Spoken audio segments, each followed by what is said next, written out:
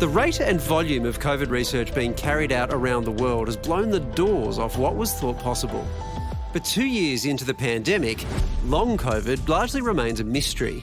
We know it can cause debilitating fatigue, respiratory issues, and a host of other symptoms for months after the acute infection has ended. But we don't know why. This may be a specific feature of coronaviruses. It may be a feature which has always been unrecognised in the context of infections. And now that we have a pandemic where a large number of people have been infected, we see that it happens for a proportion of people. Thankfully, science is finally shedding some light on the condition, starting with who is most at risk of getting it. A targeted study collected blood and nasal swabs of 209 COVID patients 3 times, when they were first diagnosed, again at their infection's peak, and also 3 months after their infection. It found 37% reported 3 or more long COVID symptoms up to 90 days after diagnosis. This is why it's so important that people don't think, it's just, influenza.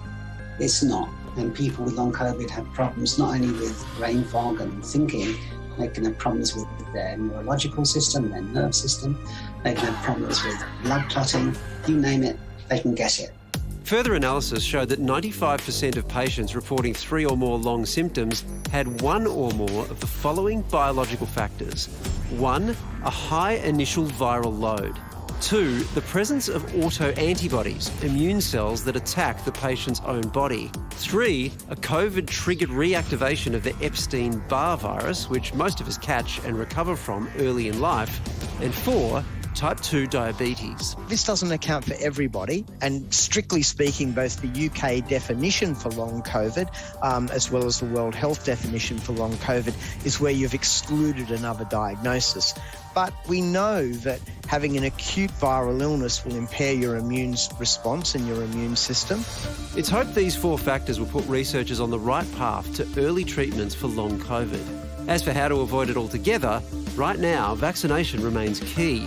A new British study of 6,000 people has found that fully vaccinated adults have a 41% lower likelihood of experiencing long COVID than those who aren't vaccinated. Being vaccinated and not getting infected and minimising the severity of your acute infection are probably our only defences at the moment to prevent people from developing long COVID.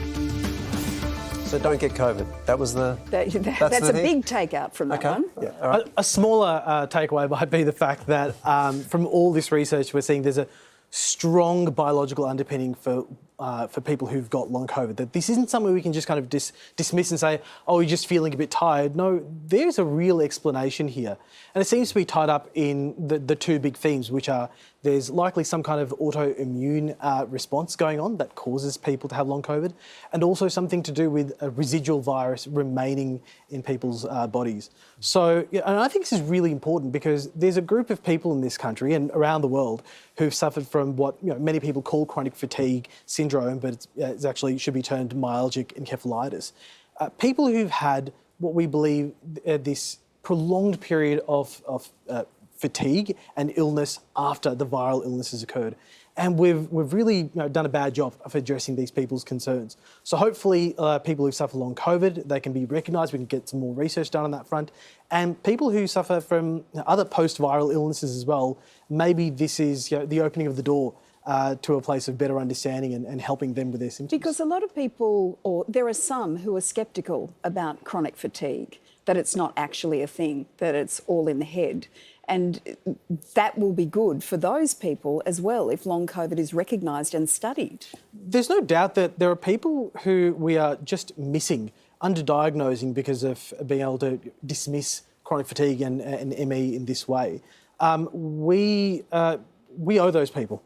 And I think we're going to have a bit of a reckoning of people who've been missed out by the medical system just dismissing these people. Just to be clear, we're not doctors. You owe those people, all right? Yeah.